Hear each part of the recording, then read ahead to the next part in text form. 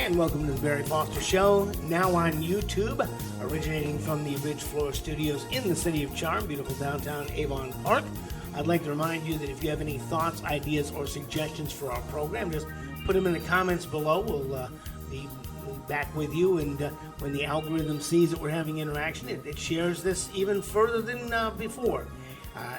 We try to have new content up every day, and we put up regular programming Monday through Friday, and last Saturday we even had a special go up. And please subscribe to the YouTube page and join our pages at the Barry Foster Show on Facebook and Instagram. That would be very helpful. In the studios, John Larsen. Good morning. Yeah, good morning, John. I got to tell you that we did on occasion. I have missed a couple of days here and there putting up episodes. So I put up a special bonus episode on Saturday, which was our first live performance at the Highlands Tea Party, and I thought that went very well. I listened to it this weekend. Yeah. And whatnot, yes. And so on. I think it did. And it seemed like from 2 or 3 or 4 people that talked to me, all seemed to like it. Oh, yeah. So, I want to thank Javita for carrying the mic around and being our phone call person, you know, and we had a really good, people generally ask questions in the form of a question or gave us information we didn't have, like one of the ladies had worked for the Highlands County landfill and gave us information about the landfill and recycling that we hadn't had, so that was very helpful. And I had several people saying, you got to do this once a month. I said, well, I don't know about once a month, but they were quite keen to have us do it again. And I told Sandra, I said, I would not be opposed to taking the show on the road and doing it other places where there's a gathering. Some people get singers and dancers and comedians, and I wouldn't mind doing this maybe at a restaurant someplace or some other place where there's people who want to. We have had so many people who want to participate in the program. And by the way, this is episode number 80. 80. Okay, there you go. Number 80 of the Barry Foster Show, and I'm astonished we've gotten this far. I just read I subscribe to a podcast newsletter, and they said, treat your first 100 broadcasts like they're tests. You know, so we've had quite a good long test, and we've had great guests last week. Tom Trento was on. You know, we've had wonderful folks like that, and so my goal is for number 100 to be a live program. I just got some new wires to hook up our mix minus so we can get a phone hooked up so we can accept phone calls. I got to make a deal with a phone carrier so we can do that. But my goal is to sometime within the next 20 episodes to get everything together so we can have a live program. But being in front of the audience was great. You know. Yep. I thought it went rather well, and so on. So it went smoothly, which, okay, you might expect a few bumps in the road, but there really wasn't, and the time really kind of flew by. Oh my gosh! I mean, it's like here on Monday morning. I mean, we get started for the week. I mean, the time just flies by. Well, it went an hour and 4 minutes, and I want to thank Gina Smith from Lakeview Memorial Gardens who got us a special Bluetooth mic setup. Where we had 2 mics coming out of one speaker, and then I say Javita carried the mic for the other speaker. So we had a really good mix on there. The sound was good. The questions were good. It was mostly local kind of stuff, which was also, I think, very good. We had some national stuff. But I've come across, and yesterday on Monday, we put up a new program with Vince Savanovich about a brand new platform called Republic. It's it's like Republic, like regarding the public, but it works out to being the word Republic. It's republic.us, and it's aimed at being local stories. And I've had many people saying that there's just not enough local news and not enough fast local news. So I have signed on as a contributor there. And if you want to go to republic.us, you can sign on just the word Republic, republic.us. You can view for free. You can view all the stories for free. If you want to be a contributor, it costs you, I think, $125 a year, okay, or $15 a month, which is more. But at any rate, we are going to try to work they have a whole list of how to get a hold of your local officials, how to, the stories that are of great interest. And we're going to start doing more local stuff there and here as well. We went to the Republican Party of Highlands County's meeting, and we were delighted to see both Kaylee Tuck and Aaron Grawl, our state representative and state senator, who I think gave pretty good updates on what happened in the legislature. Yes, it was unfortunate. I wanted to get to both of them, but when I got there, Aaron Grawl was there first, I think, and she was surrounded by people that never let her go. So I didn't want to go up and tap her on the shoulder and say, hey, how about me? So I didn't get to talk with her. And then after she was done eating or whatever, she kind of boogalooed. That's a long way back to Vero Beach. And then Kaylee was also up front. I didn't even see her in the beginning and so on. So I didn't even know she was seated up there. Otherwise, I'd have gone up and asked her at that point. But I didn't get a chance to. And then I thought, okay, she seemed like she was going to wait until the end of the meeting. But then she got up and left. So I didn't get a chance to contact her either. So, that was unfortunate. That was two people that I've been trying desperately to get on the schedule, and I missed opportunities on both of them. I have good news for you. I have Kaylee's phone number, so we can get in touch with her right away. I do too. And, okay, and the contact. Well, it's not him anymore. Okay, no. There's the gal that was with her Thursday night. Marty Milky? Yes. Yeah. Not Marty Milky. No. Okay. But anyhow, this person is now the contact person. And because I talked with Dana last week again, and he said, no, John, he said, you don't talk to me anymore. You talk to this person. Oh, okay. So that switched and whatnot. I'll call Kaylee, and we'll get her hooked up. And I did give Aaron a card because I would like her to be on the podcast with us. Right. But we'll get her hooked up for the Tea Party, too, because I think it's good. It's good for them to come and speak to their constituents. Oh, yeah, absolutely. And I think, and even the article that was in the paper yesterday about that meeting Thursday night, stated that, there was a big crowd there, which there was. Oh, yeah. It was pretty much a full house. Oh, yeah. And so on. So that's a good thing. I mean, that they are there.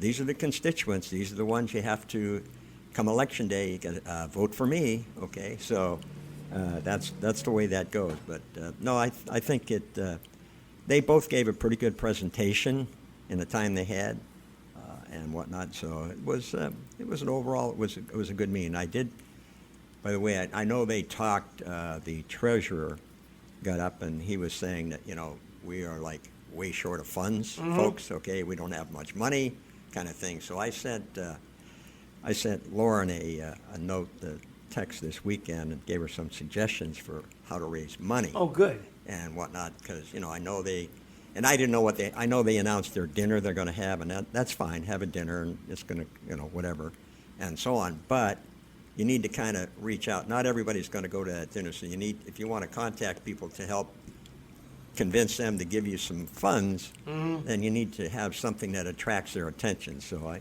sent her a few ideas along that line. So we're going to have the John Larsen cornhole tournament? No. These are things like, I guess they may are thinking about or working on it, but auction off guns, which they've done in the past. And I suggested maybe like a weekend package for an NFL football game in Tampa Bay, or a weekend package to one of the Lightning hockey games in Tampa Bay. Oh, those are great prizes. Well, I think those are things that attract kind of a different audience, and so on. So just some ideas about how to raise funds.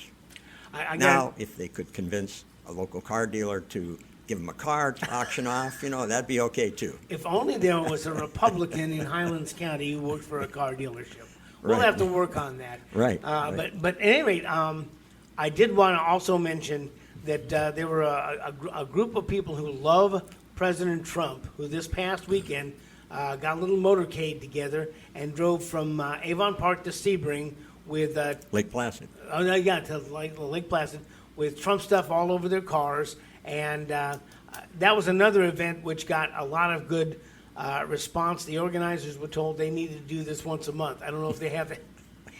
If they have it in them to do it once a month, but to do several of these, because they have done so much to President Trump. They tried to debank him, okay? They have tried to impeach him.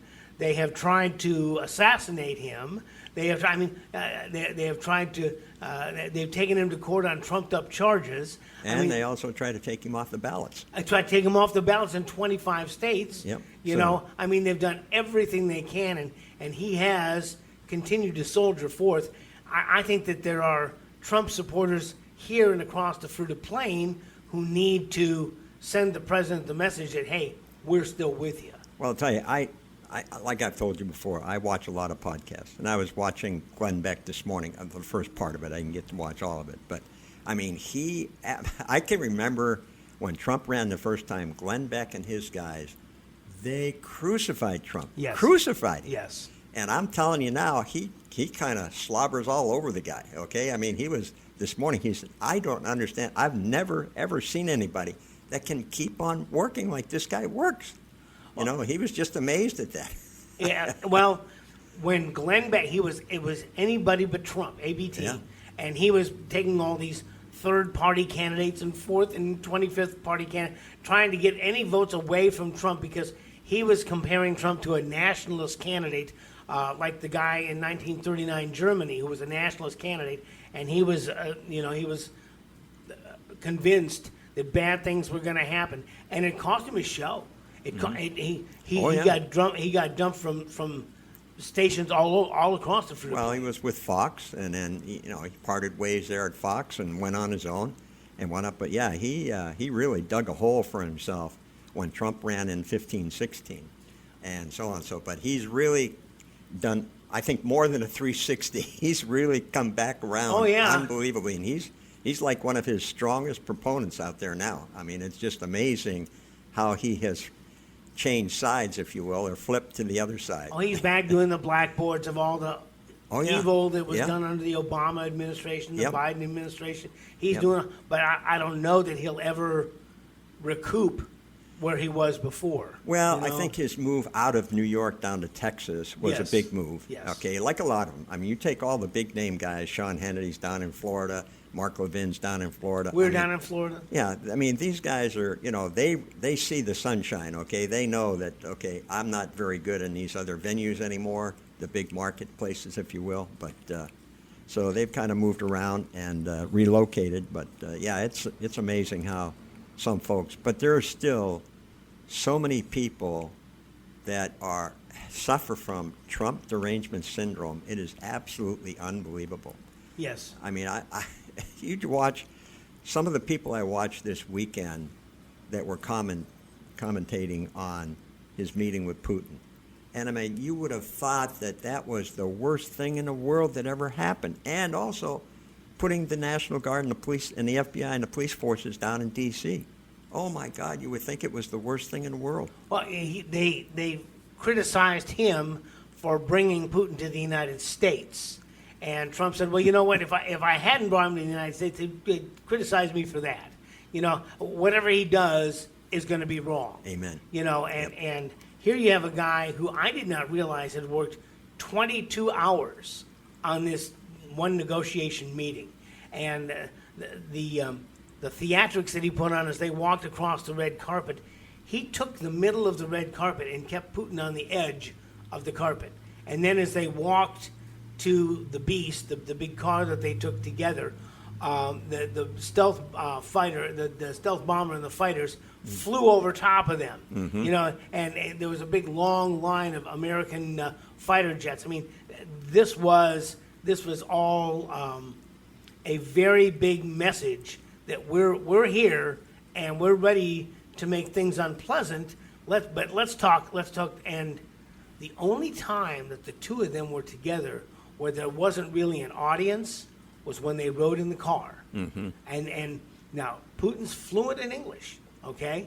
And they had some discussion. There's the driver and there's a Secret Service agent, Putin and Trump, okay? Those are the only people in the car.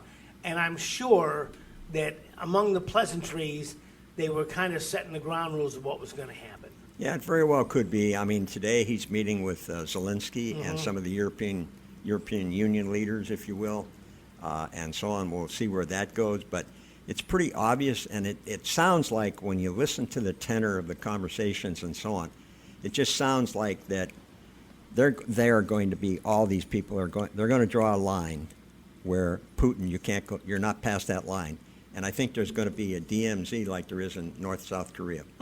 I think they're going to set up a buffer zone of, pick a number, let's say 10 miles wide or whatever, 5 miles wide, but it's going to stretch the full length of Ukraine, and that's going to be a no-go zone for both sides.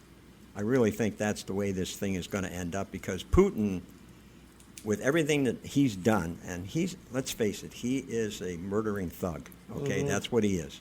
You can't, and I don't know how much better Ukraine is, okay? Ukraine has had its problems for many, many, many years of graft and corruption and so on. And even today, if you listen to some of the people talk about it, the trillions of dollars that we have given Ukraine, a big chunk of that is unaccounted for.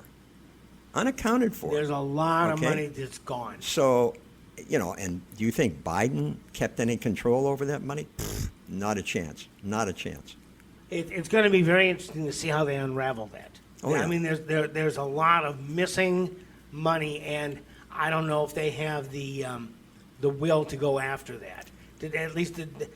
Who was in charge of the auto pen? Where did that money go? Who's accountable for that money? I don't think that there may be some people running those rabbits down the holes, but Trump doesn't have time for that right now. What he wants, and I think the reason he doesn't like conflict is it's bad for business. It's bad, and people say, "Oh no, it's good for business." Making arms only. Well, no, that's not the way he thinks. No, he wants commerce to go on, and I just saw a thing where the Buddhist monks had thanked him for quelling the war between Cambodia and Thailand. I didn't even know there was a war between Cambodia and Thailand. Well, there was some pretty strong action taking place over there within the last month or 6 weeks.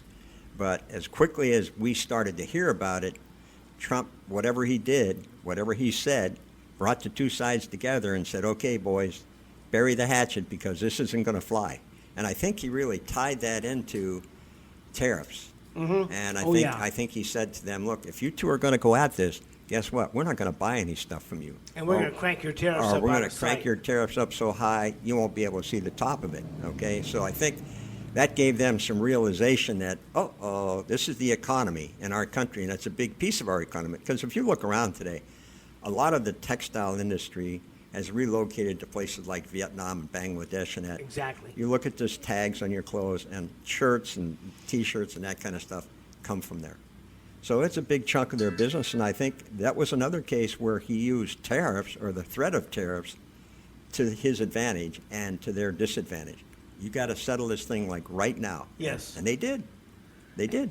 Well, yeah, they put a lid on it because there are things that are more important. I think in Star Trek, the Romulans have a saying that's only a fool fights in a burning house. So he threatened to burn the house down if those two don't quit fighting. So we'll come to conclusions here. I wonder too if in Putin's world, if he didn't take a look at what we did in Iran and said, Trump was willing to do that. That was a pretty big move. Yeah. Okay, destroy their nuclear capability. What would he do to me if I started, rattling the cage somewhere? Well, it's peace through strength. Right. It's peace through strength. And yep.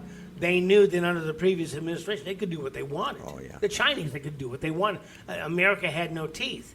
Now you've got a guy in there who says, look, and be honest, since he was a very young man, Trump has had the art of the deal. Mm-hmm. He knows what this guy wants. He knows what this guy wants. He knows what he wants.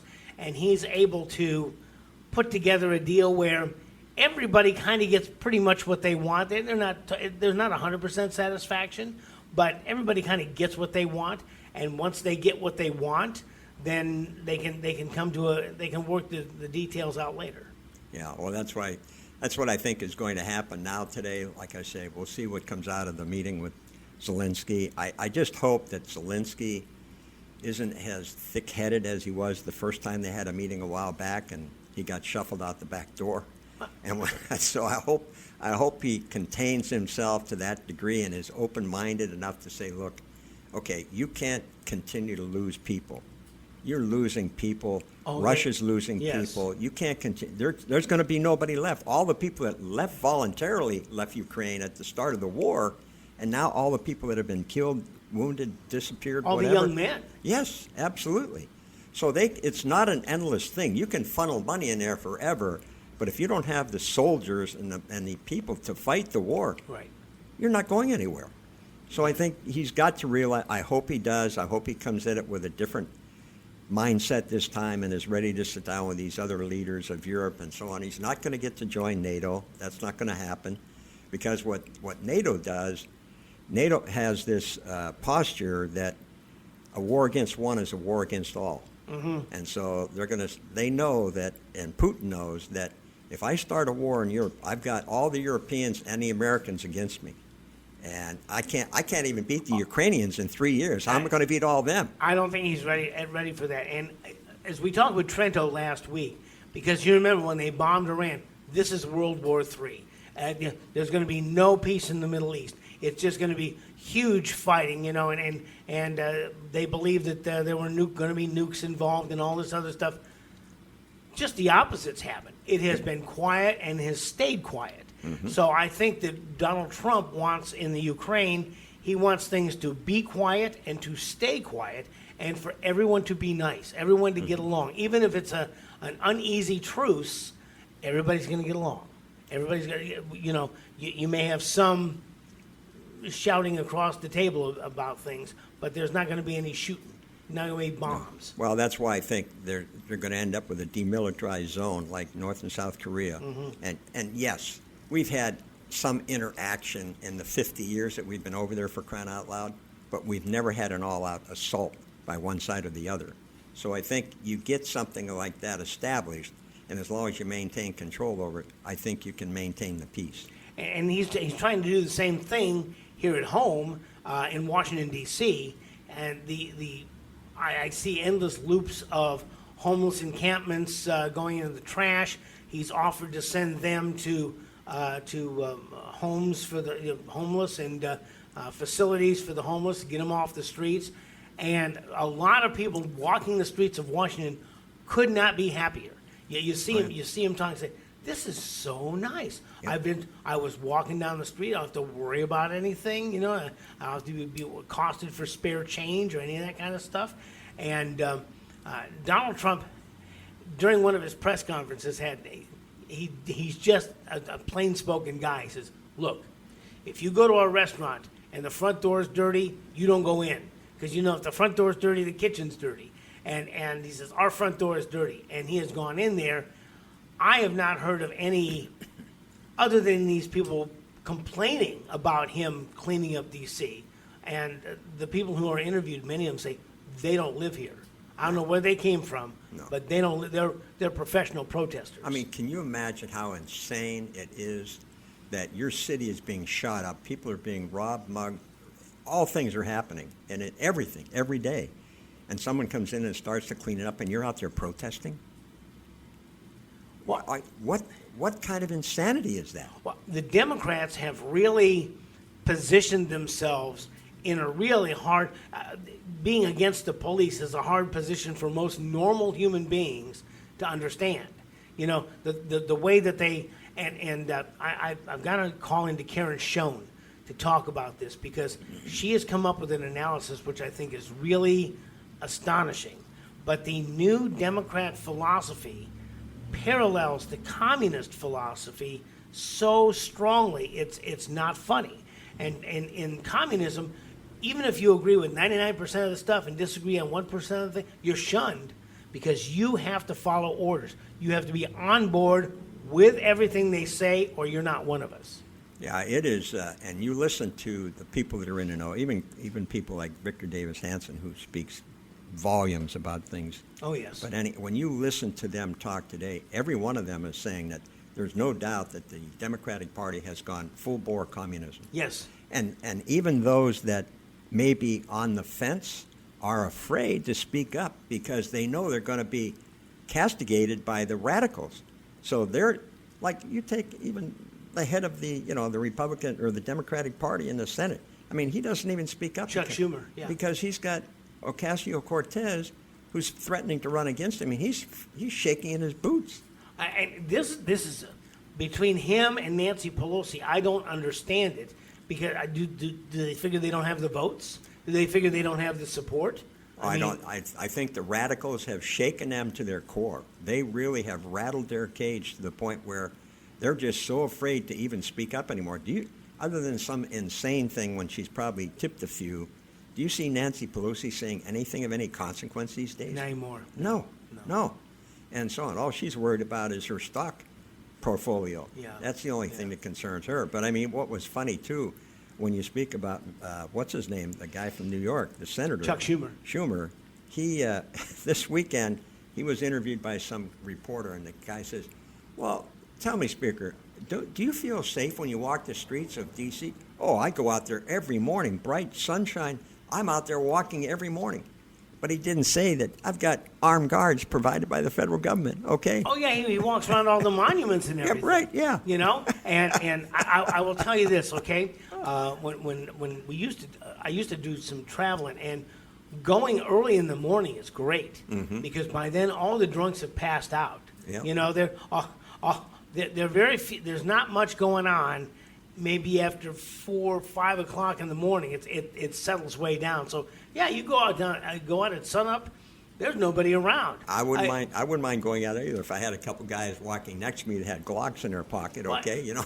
Try walking around the monuments around 11 o'clock at night, 10, Right. 11 o'clock at night. Yep. You know, when the party's getting started. So I mean, that's such an insane thing to say. But if people that do not understand that are going to say, "Well, isn't he a brave soul out there at that time of morning every day?" No, he's not.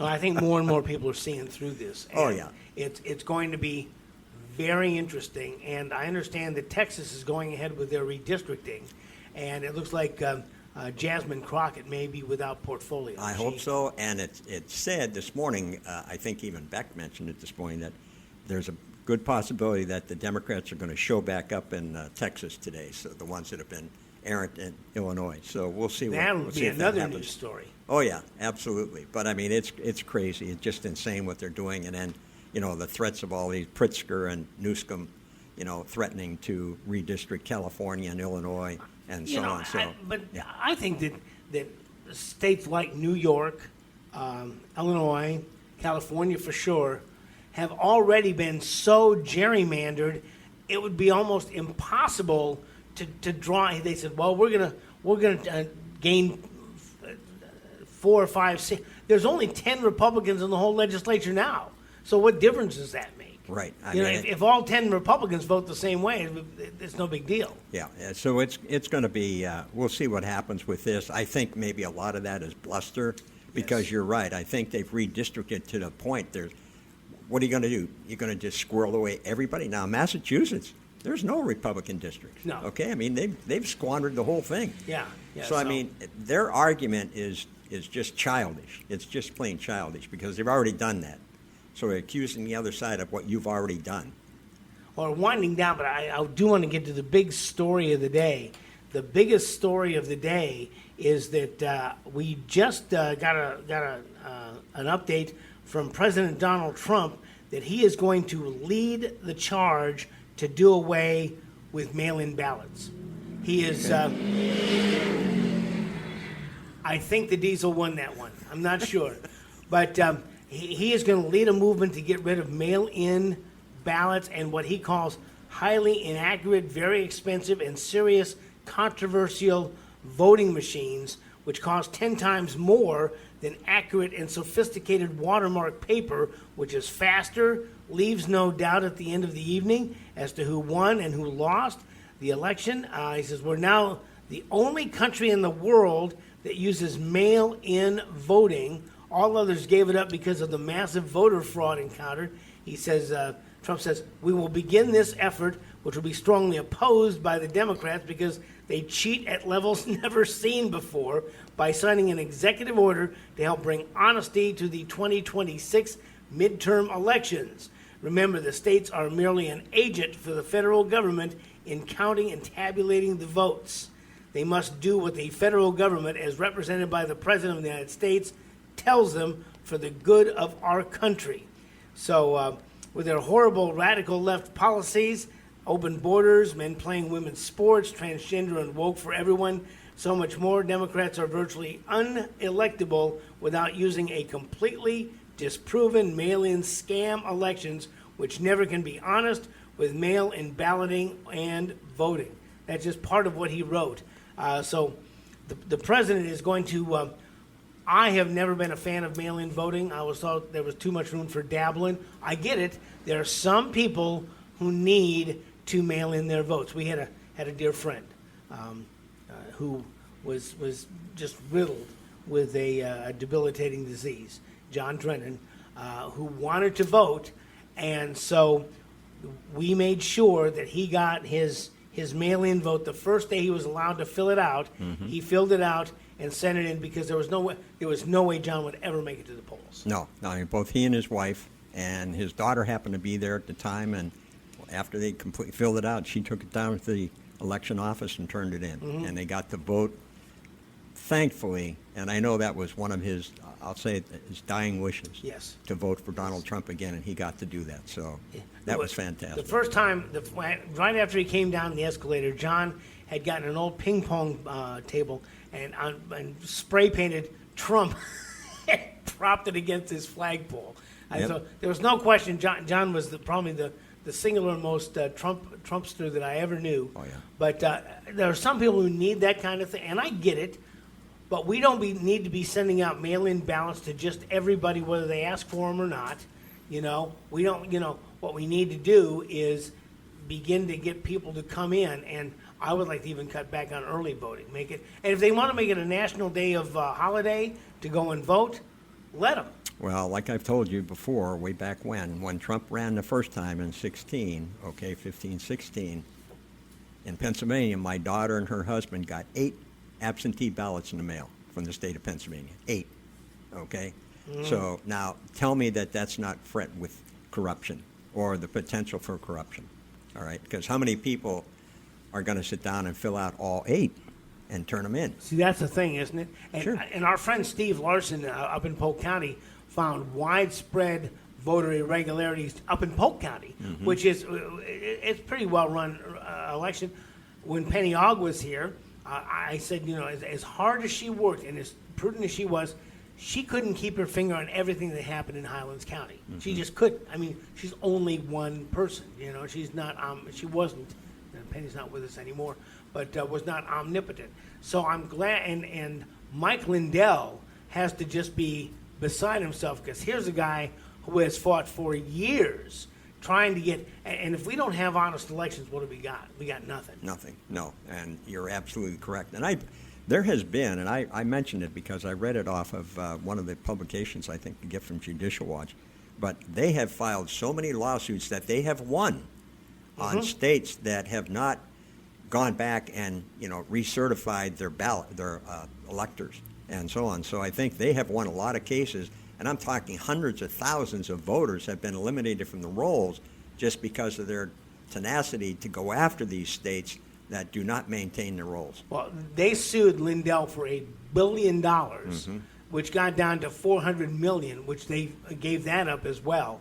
And so, although Mike Lindell spent a lot of money on attorneys, I am hoping now that he can countersue and get that money that he spent for attorneys back, and can spend that on, because I care who wins the elections, mm-hmm. but I care more about whether they win them legally or illegally. Right. And you cannot if you have legal elections and your guy loses, that's one thing.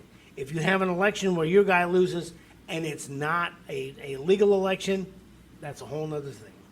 Well, that's it. And I think he financially, he was pretty well. If you look, he used to be, commercials on TV used to be there like 24/7. I hardly ever see a commercial of his anymore. No. And so on. I think he's been really, really hurt. Oh, yeah. Really and hurt. Yep. he was thrown out of different Bed Bath & Beyond, which, by the way, Walmart. is... Threw him out of Walmart? Yeah. Yep. And so, and Sandra and I we buy linens from him every now and again, Mm-hmm. Yep. We can't keep him afloat, but I Nope. would tell you that if you have not yet bought something from Lindell, you should, and I'm hoping that sometimes the Lord lets you go all the way down before He brings you back up again. So I'm hoping that now he has been proved right. Right. And he will now be able to get favor again. But although the left is really mad, they're really mad, and we've talked about some of their tactics are going to get worse as we go along. I think. Mm-hmm. Yep. But I think they're going to become more desperate now because they know they're behind the curve on so many of these major issues. I think what happened with the border, I think, was an absolute disaster for the Democrats, how they fought that and disrupted it and tore the country apart by bringing 10, 12, 15 million illegals into the country. It looks like now, from what they're saying, that over 1 million have self-deported already. 1 million. 1.6 million illegals have left, Mm-hmm. and in that same time, 2.5 million Americans have gotten jobs. Because as they left, they created a room for Americans to get jobs, and to keep going, you gotta start hiring people. So I think you're going to start to, and I want to do a whole series, as you know, on Made in America products by Americans. So I'm really happy to see that's 200 days, 1.6 million illegals. If he keeps it up, he may get most of the people that Biden let in, get them out. Well, that's going to be it. They're working at it and whatnot. Of course, they're being impeded by so many of these crazy wackos that are out there protesting day and night. Okay, it's just, I have no earthly idea. I know that some of them are maybe friends, family, relatives, employers of these illegals, but unfortunately, they're here illegally. And a big chunk of them, a big chunk of what they've done so far, are people that have criminal records, either here or the country they came from. If they're good people, they got to come in the right way. Absolutely. And by the way, a couple of weeks ago, we did an interview with Nicholas Softy from the Federation for American Immigration Reform. That spells FAIR. And if you want to know what to do about the illegal immigration problem, how to report illegal immigrants, you can go to the FAIR. It's fair.us, I think. Or just listen to the podcast with Nicholas Softy that we did here a couple of weeks ago. And here's a group that has been for a long, long time working on this very thing. Yep. But, hey, we'll just slap out of time for today, but there's always tomorrow. You've been listening to the latest edition of the Barry Foster Show, recorded at the Ridge Flora Studios, located at the City of Charm, beautiful downtown Avon Park. If you have thoughts, ideas, or suggestions for the program, just put them in the comments below. And check out our YouTube page at the Barry Foster Show. We'll be putting up new program daily. And subscribe to our YouTube page. Join our pages at the Barry Foster Show on Facebook and Instagram as we continue to look for truth, justice, and the American way. John Larsen and Barry Foster, and we will see you next time.